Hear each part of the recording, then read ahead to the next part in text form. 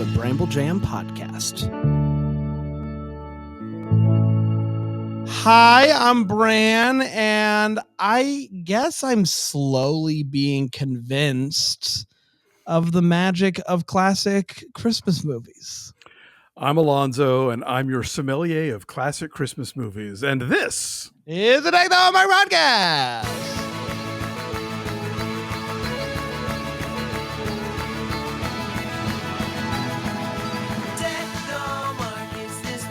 Yes, sirree, we're back.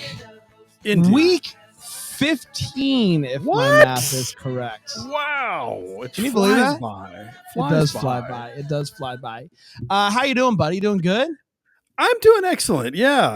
I have to say that I'm so glad you thought of this, because I think both of us needed something to kind of like give us just a little taste of the holidays for the first, 6 months of the year, and this has done the trick. Even though I made you watch Fred Claus? Even though you made me watch Fred Claus. Wow. So kind of you. See anything good recently? You watching anything fun? Yeah, there's a Netflix right now has this great new Richard Linklater movie, and it's called Apollo 10.5: A Space Age Childhood, and it's his third animated film. But if you weren't crazy about the first two animated films he did, because they're kind of trippy and weird, what are the first two? Waking Life and A Scanner Darkly. This is way more approachable, and it's really charming. It's very much his kind of like childhood nostalgia movie. It's about growing up in the suburbs of Houston in the late 60s when like the space race was going on, and it seemed like the future was just going to be this perfect, limitless thing, because science was going to make it all possible, and all the buildings were new and shiny, and it just talks so much about like being the youngest in a big family, which I was, and like he's a little bit older than me, but I really could relate to a lot of his memories. And it's just one of those things. It's like when you watch like Crooklyn or Roma or Belfast, just one of those movies where a director kind of revisits his own childhood. Like the more specific they get, the more universal it becomes, and I really think that applies here. So it's a movie I like a lot. I don't think Netflix is really pushing it real hard, but I definitely recommend it. Apollo 10.5. Yeah, I think I saw you you did a review on it, right? I did. The picture that was in the thing looked like the Buzz Lightyear movie that's coming out. Well, yeah, it was there's a plot line of the movie where the kid is talking about how, well, actually I did this secret NASA expedition before the real moon landing, because they wanted to test it out with a kid because they had accidentally built a rocket ship that was too small. And so there's a whole like training montage, and the picture from the movie is him like upside down in one of those sort of like vomit comet things. But yeah, it's rotoscoped, which is like where you shoot film or video, and then you kind of trace on top of it. But again, it works in the story that he's telling. All right. I'll give it a watch. I think you'll like it. I just saw Coda. Oh man, just did it for me. Just did it for me, Alonzo. The best picture of the year, according to the Academy of Motion Picture Arts and Sciences. I mean, I haven't seen all of them, obviously, but if tears are the measure of best picture, then I can only imagine it has to be that. It was not mine, but I get why people like it. Did you enjoy it at all? Yes, I did. I think there's some really good performances. It's weird. My problem with the movie was I felt like that every time it could have been sort of deeper about plot or character, it sort of took the path of, we're going to be the feel-good movie of the year. We're going to make people cry. We're going to be, and I think that undercuts its best aspects. However, probably a great way to win awards, apparently. So what do I know? There you go. I mean, maybe it's like the Hallmark lover in me, but I liked it. I like that everything ended up, just making me happy. I have seen people compare it to Hallmark movies. I've seen Hallmark people resent the comparison. I see where that's coming from. Hallmark people are resenting it, huh? Yeah, they think that it's reductive to call it that, but I'm like, I can see the outline of where those two things parallel, maybe. Yeah, for sure. All right, I'm ready. We are going back in time again. Yes. We're out of the 40s. Yes. We were in, when was Scrooge? Was Scrooge 51, I want to say. Okay, so that's We're just barely in the 50s. Let's see where we are this week. So we're moving up to 1957, and Look out. we are in beautiful color and CinemaScope for this one, so that should be exciting. We did it, everybody. We did it. This is a movie that I grew up loving, and it wasn't necessarily treated like a Christmas movie when I was a kid, but there's a big Christmas chunk of this movie. So again, this is a film that's set over a period of time, but Christmas plays a big role. And so it's a movie that Dave and I go back and watch every Christmas, and a lot of people I know love it and are into it. And I've heard the double deckers, when it's come up on the page, a lot of them are fans too. Does this air on TCM during the holiday season? It very frequently does, yes. Yeah. It is a film called Desk Set. It stars the legendary, never heard of this. The legendary Hollywood team of Katharine Hepburn and Spencer Tracy. Okay, I know one of those names. Some idea who they are. Okay, yes. They did a lot of films together, comedies and dramas, and had a whole sort of complicated off-camera connection as well. Don't we all? yeah, as you do. So this is a film that is set in the early years of computers. This is back when like think Hidden Figures, like when a computer was like the size of a room, right? Right. And so it's about a research department at a network that is run by Katharine Hepburn, and Spencer Tracy plays the efficiency expert computer whiz guy who comes in to install a computer in the department, and the people who work there think, oh no, we're going to be fired because of this computer, but wackiness ensues, and there's a big Christmas party back in the days of the Office Christmas party when they were pretty wild. So yeah, this is it's very witty, it's very colorful. The performances are a lot of fun. The leads are great, but there's a lot of really great comedic second bananas that we'll talk about. So yeah, I think you're going to enjoy this. I hope you find it Christmassy enough, but I do know you'll have a good time. I got to be honest, I did not expect to have a computer movie from the 50s. So we're doing it, everybody. I got to fill that on your bingo card. Absolutely. The 50s computer movie. You got it. I've never heard of this title. I feel like usually, like most of them so far, I've at least heard the title once. I don't know if I've ever heard this title before. Okay. Well, as I always like to say, I envy you getting to see it for the first time because it's a movie I really enjoy. All right. Well, I'm going to go watch it. We're going to take a quick break, and we'll be back, and we'll break the movie down here on Deck the Hallmark.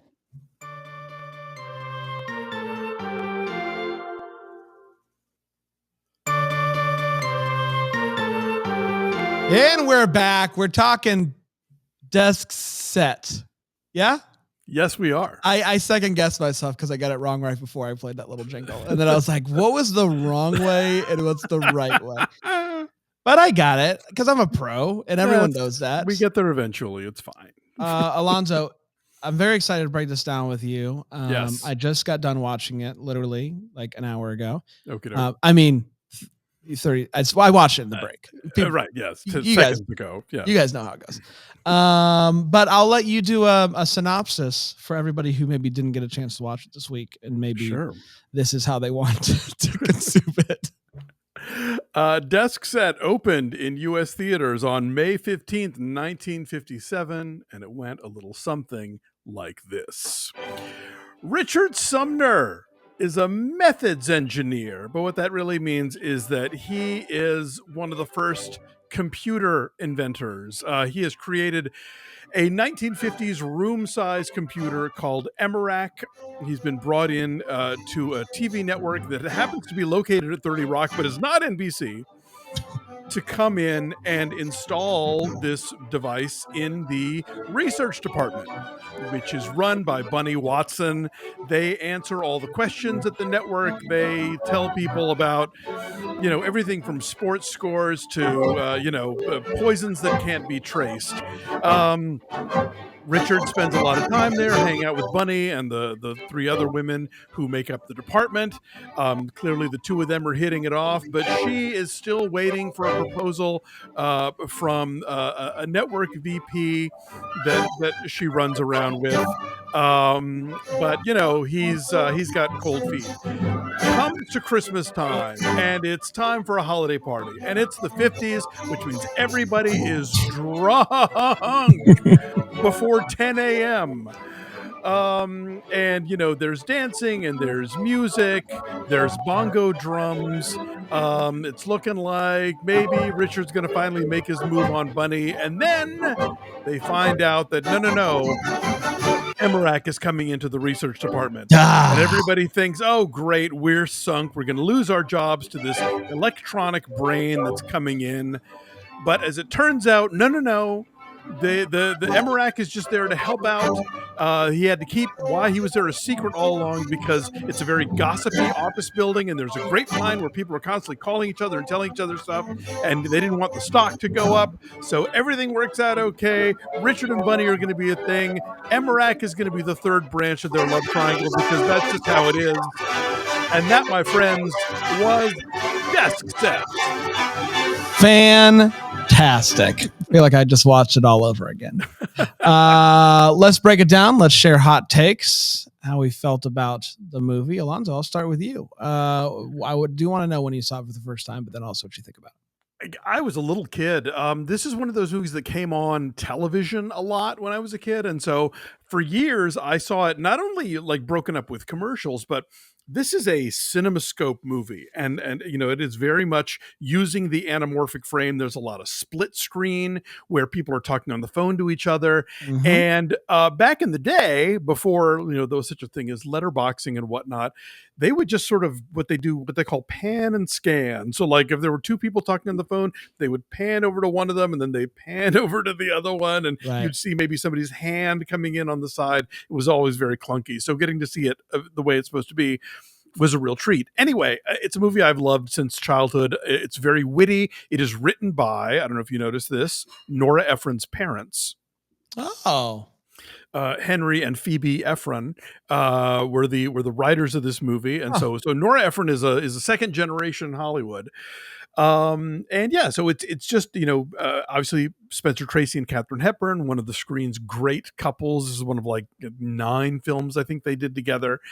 And yeah, it's funny and it's fast, and computers used to be that big, and and Christmas office parties used to be that nuts. And so yeah, this is a movie I just adore. And even though it is not technically a Christmas movie, it has enough Christmas action going on where I think it makes a great sort of seasonal choice.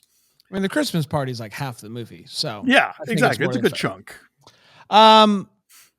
So up until the Christmas party starts, I wasn't totally into it. Okay. But then maybe it's the holly and the jolly of the Christmas, but everything seemed to click once the Christmas party started. I started like the characters, I liked them more. Yeah. the whole thing felt better to me. So I don't know if it's just my love of Christmas or it just took me a little bit of time to just feel it out. Sure. But from Christmas party on, an absolute delight. There's a lot of really fun things about this movie. I thought usually, I'm so used to now credits at the end of the movie that it always catches me by surprise. I'm like, why is this still happening? Oh, I know why. This is because it's but this was really cool. The credits at the beginning of this movie were very cool. Like I thought it was just like a cool way to start it and keep with the theme. And I did think, some of the thing like split screen and stuff like that was really cool. I thought the computer was really fun at the end. It was just a lot more like the fact that when they pull the plug or the red button or whatever, confetti pops out. It looks like or something. They're punch cards. And they're just popping out. It's all colorful and fun. Like it was like it felt like they were very aware that this was going to be a color movie, and there was a lot of color. Like it just really popped.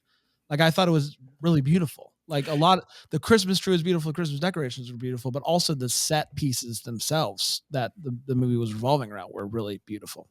Yeah, absolutely. And I think, this is that period where,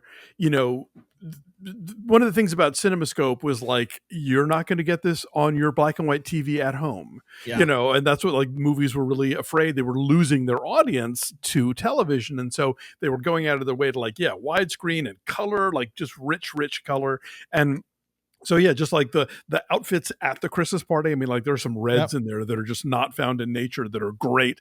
I love the 50s offices, like the network president's office. It's that kind of mid-century stuff that's going on. Well, and also their office is really cool. Like with the balcony, not balcony, but the upper area, the loge or whatever, the second story.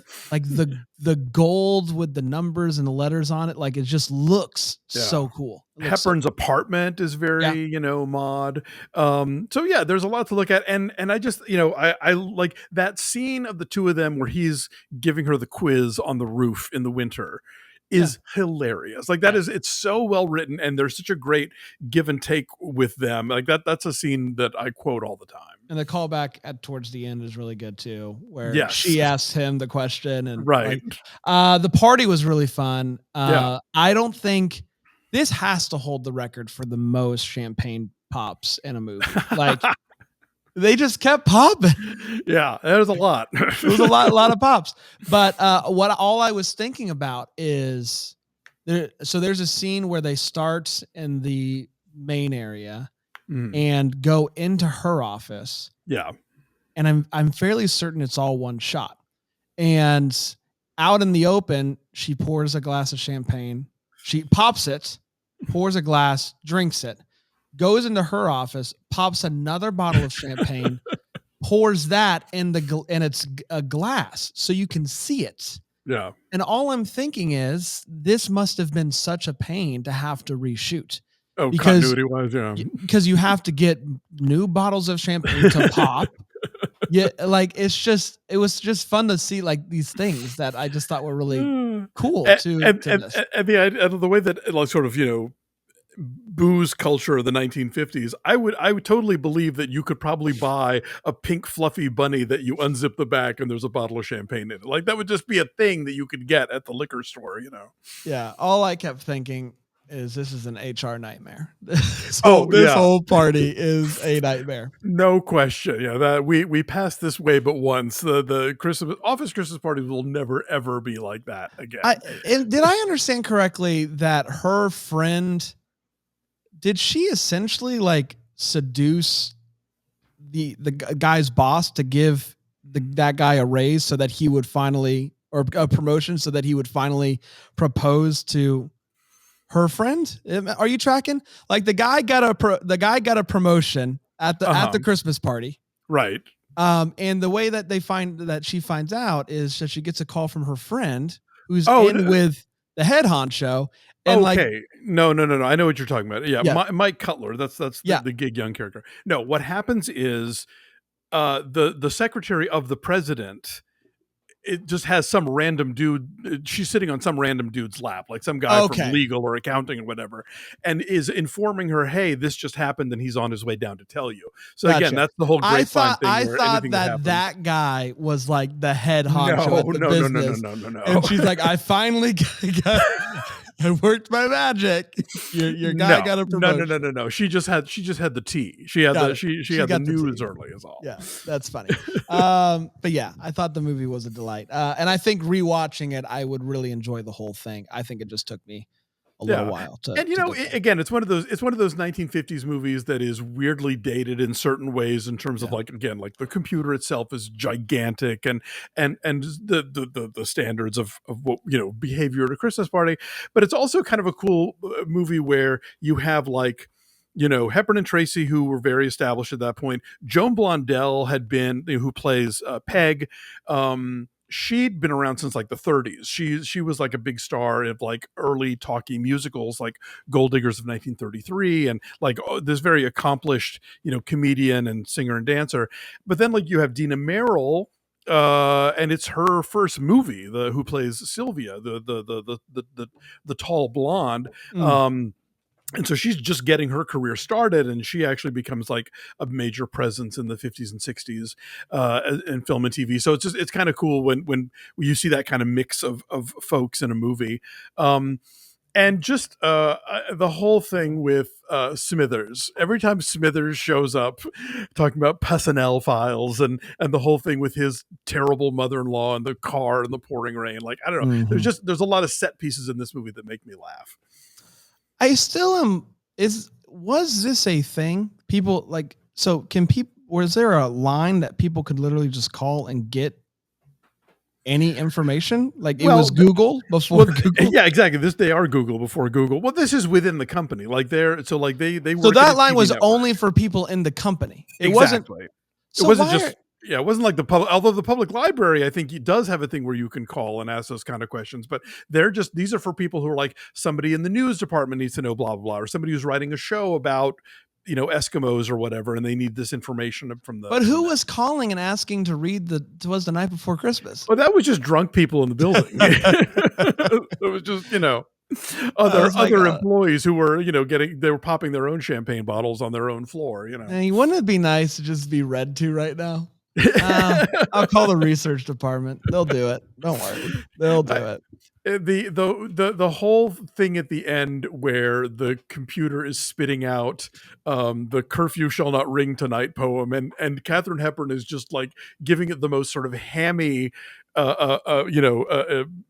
reading, like performance. It's just it just makes me happy. Yeah. The computer was fantastic. Big win. All right, let's talk Christmas spirit. Let's talk about feels. How'd you feel like this movie did with the Christmas? Obviously, a large part of it takes place at a Christmas party, but how'd it make you feel? It's not like, again, as I said before, it's not wall to wall Christmas, but boy, when it gets Christmas, it digs in, so like you get obviously the Rockefeller Center tree, the that year's version of it, but just like that whole swinging party and their little tree in the office, and those like just gorgeous kind of gold foil gifts, and the big scarf they give Spencer Tracy, and yeah, I'd say this is a solid 8 on the Christmas feels for me. I agree. I think it's right around that 8 number. I think the colors popping helps a lot too. Sure. Like the Christmas tree is so cool, but then like all the gifts under it, like just are so beautiful. And the Christmas music is great. You got somebody, I feel like, on the piano during like most of the Christmas party that's just playing Christmas music, which is great. Really hot jazz jingle bells at one point. Really hot jazz. But yeah, I loved it. And so big Christmas feels for me. I think an 8 is fair. All right. I'm so glad you saw this movie. Like this is what I want to do this show for, is to get you to see this stuff that I know you're going to have a good time with. You're not in this podcast for Fred Claus? I misunderstood. Oh, I'm also into the discussions that we get to have after the films. After Fred Claus, for sure. Yes. Any comparisons for you? Yeah, I'm going to go with Billy Wilder's 1960 The Apartment, which won Best Picture and was actually like the last black and white movie to win Best Picture, I think, until Schindler's List. But it also has a big, crazy office Christmas party, although because in keeping with the rest of the film, it's a much darker tone. It's this one is the like woohoo fun, and that one's kind of like seedy and like, oh, you guys have drinking problems and you're probably like really being terrible to the women in the office, but it captures that feel again, which that was a moment, and we're not doing that anymore. I did get the feeling like in this movie that everything, even though there was a lot of alcohol, they made it feel like everything was on the up and up, and I'm like, I'm not buying it for a second. Buying it. They're keeping it upbeat. They're keeping it upbeat. I'm gonna go with a Disney Channel original movie called Smart House. Okay, it's not a Christmas movie, but the computer in this movie, and like we're going into this whole new thing, it's going to change everything, gave me Smart House feels, because it's basically like this person creates a house. It's really like Alexa before Alexa, but like all encompassing, like the whole, she controls the whole house, but then she ends up becoming like embodied. It's not great, but it's a lot of fun. So the giant computer in this movie gave me Smart House feels. So that's what I'm going to do for all the Smart House fans out there. That's what I'm going to give. I'll allow it. Thank you. I know you're going to go out and run to your Disney Plus and start streaming it. The other one that comes to mind, I mean, if we're going to talk about computers that take over people's lives, there's an 80s movie that I love. It's not great, but it's one that I like a lot, called Electric Dreams. But unfortunately, it is like, it's never streaming because it's got this really great soundtrack that apparently nobody ever bothered to clear the rights to. So I don't know if we're ever going to get to see it on streaming. You can probably find it on YouTube. People sort of shove it up there every so often. And it's a really fun, it's a very 80s movie about a guy who buys a PC that like takes over his life. I mean, Electric Dream just sounds 80s. Yeah. Electric Dreams? Dreams, yeah, 1984. You can rent it right now. Really? On oh, wow. on Vudu or Amazon. Vudu's the no cheapest. way. Okay, for a long time you couldn't get it. So all right, so that's my secondary. But this is crazy. Vudu is significantly cheaper for renting and buying this movie. You can buy it for $10.99 on Vudu, or it's $20 on Amazon. Wow. How about that? There you go. I'm just trying to help out the people with a quick Google. All right, I'm going to tell people what we're watching next week. Yes, sir. Hang on. Buckle up, pal. Next week, we're finally doing it. I've waited long enough, and I can't wait anymore. We are going to be talking about one of the best Christmas movies of all time. I don't care what anybody says. We're going to be watching The Polar Express. You're welcome, everybody. It's on Netflix right now. Other things, The Polar Express. We're doing it. All right. Okay. You're going to love it. You're going to love it. I'm sure I will. I'm sure I will. It's going to be so fun. It's going to be so fun. I can't wait for you to When have you ever led me astray? That's right. Thank you, buddy. Never. Well, that's it for today. We'll be back tomorrow with another episode of Deck the Homework, and we'll be back next Monday with another edition of 25 Weeks Until Christmas. It's been, or 25 weeks of Christmas. Yeah, whatever it's called. It's been so much fun. I can't wait. Until then, maybe the first to wish you a Merry Christmas.